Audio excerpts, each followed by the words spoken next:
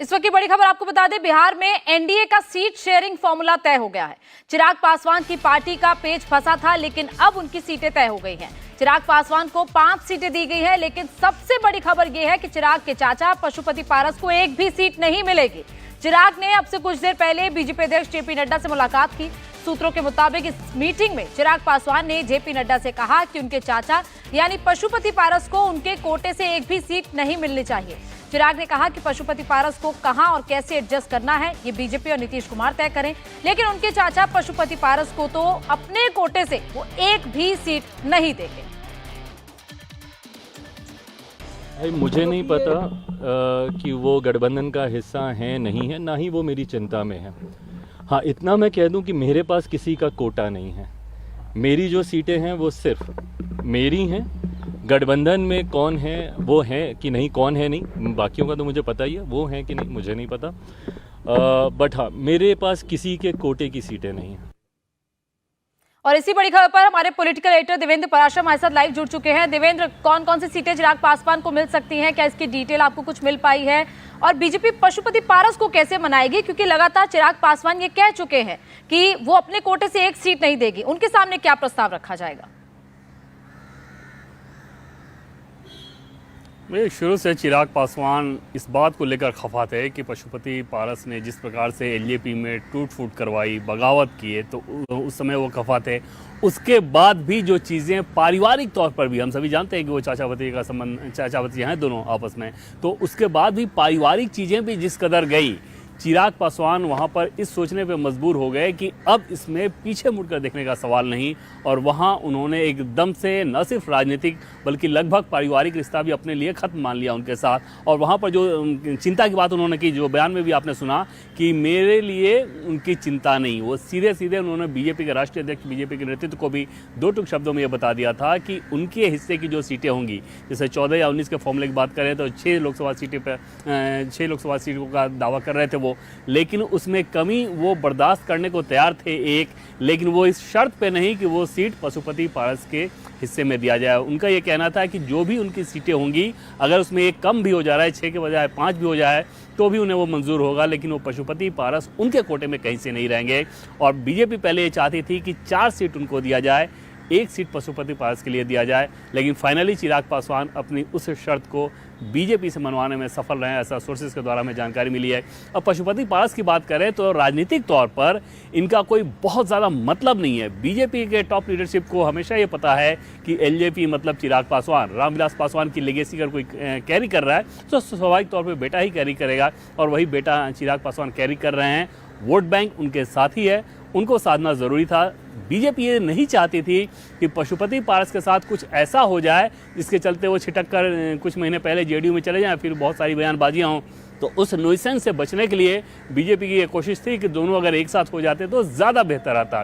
जब चिराग पासवान उस बात को मानने को तैयार नहीं है तो बीजेपी के पास और कोई विकल्प बचा नहीं। दूसरी चीज़ कि जो हाजीपुर की सीट है, चिराग पासवान बार बार इस बात को कहते ही रहे थे कि हाजीपुर से वो लोकसभा चुनाव लड़ेंगे, उस पर भी सहमति बन गई है। हाजीपुर से चिराग पासवान ही लोकसभा चुनाव लड़ेंगे। इसके अलावा उनकी जो सीटें हैं, जैसे वैशाली की बात कर लें, समस्तीपुर की बात कर लें, जमुई की बात कर लें, ये सारी सीटें उनके हिस्से में रहेंगी।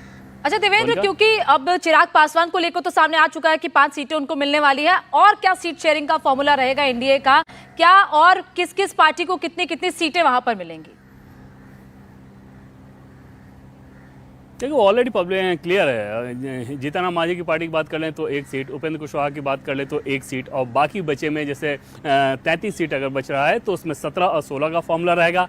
अगर मुकेश सहनी मुजफ्फरपुर की सीट, मुकेश सहनी एनडीए में आते हैं तो मुजफ्फरपुर की सीट उनको एक दी जा सकती है, फिर वहाँ पर 1 सीट बीजेपी से भी निकलेगा, फिर जेडीयू बीजेपी बराबर सीटों पर चुनाव लड़ेगी। तो उसमें बाकी सीटों को लेकर फॉर्मूले में कोई दिक्कत नहीं थी। मुकेश सहनी में सीटों की संख्या को लेकर कोई दिक्कत नहीं है, उनको 1 ही सीट दिया जाना है अगर वो एनडीए गठबंधन में आते हैं तो। लेकिन उनके कुछ और शर्तें थी जो कि बीजेपी मानने को तैयार नहीं थी, और उस लिहाज से अब तक क्लियरिटी नहीं है कि क्या मुकेश सहनी इस एनडीए फोल्ड में होंगे। अगर होते हैं तो मुजफ्फरपुर की लोकसभा सीट उनको दी जाएगी।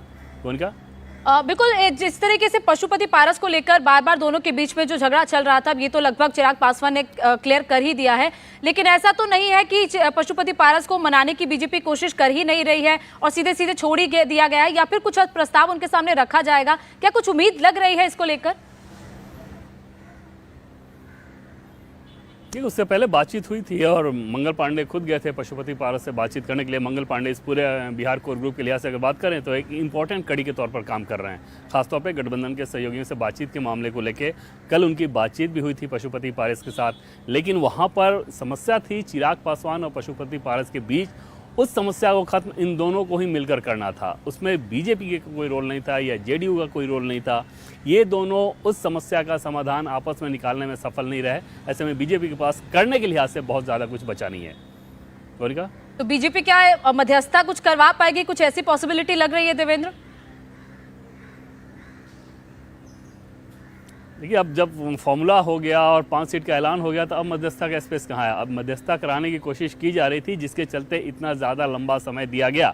अब तक का जो समय लिया गया था, अन्यथा इस फॉर्मूले पे तो बहुत पहले मुहर लग गई होती अगर पशुपति पारस और चिराग पासवान ने आपस में सहमति बना ली थी। आपने देखा होगा कि दोनों लगातार इस बात को लेकर बयानबाजी करते रहे कि चिराग पासवान ये कहते थे कि हाजीपुर से लोकसभा चुनाव वो लड़ेंगे, हाजीपुर सीट जो है उनके खेमे के पास आएगी। पशुपति पारस ये कहते थे कि वो तो हाजीपुर से मौजूदा सांसद हैं, वहीं से चुनाव लड़ेंगे। तो सार्वजनिक तौर पर इस तरह की बयानबाजियां होते रही थी। कोशिश ये की जा रही थी ज़रूर कि दोनों अगर एक साथ जुड़ जाते तो शायद बीजेपी के लिहाज से, जेडीयू के लिहाज से अगर आप बात करें तो ज़्यादा बेहतर होगा। हालांकि चिराग पासवान के मामले में जेडीयू की समस्या आप जानते हैं कि नीतीश कुमार को लेकर चिराग पासवान का जो स्टैंड है वो कमोबेश अभी भी वैसे ही है। उसको लेकर उनके रुख में, नीतीश कुमार को लेकर उनके रुख में कोई बहुत नरमी कभी नज़र नहीं आई।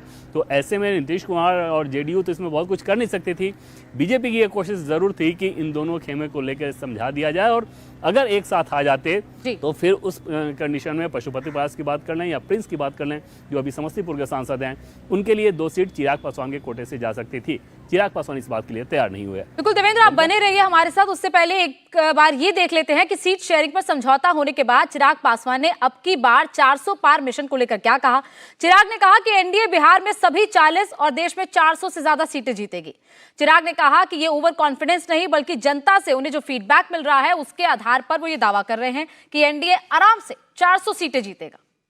चुनाव को लेकर, लोकसभा चुनाव को लेकर आज जब सीटों का बंटवारा हो चुका है, गठबंधन का स्वरूप पूरी तरीके से तैयार हो चुका है, तो इस मौके पर मैं केंद्रीय गृह मंत्री आदरणीय अमित शाह जी का, आदरणीय जेपी नड्डा जी का भी अपनी तरफ से, अपनी पार्टी के हर एक कार्यकर्ता की तरफ से उनका भी मैं धन्यवाद करता हूं। आने वाले दिनों में लोक जनशक्ति पार्टी रामविलास सिर्फ और सिर्फ एक ही लक्ष्य के साथ इस रण में उतरेगी कि बिहार की 40 सीटें हमारा एनडीए गठबंधन जीतेगा और देश में 400 सीटें जीतने का जो लक्ष्य है, ईमानदारी से मैं बोलूं, मुझे कई बार ये लक्ष्य छोटा भी लगता है और ये ओवर कॉन्फिडेंस नहीं है।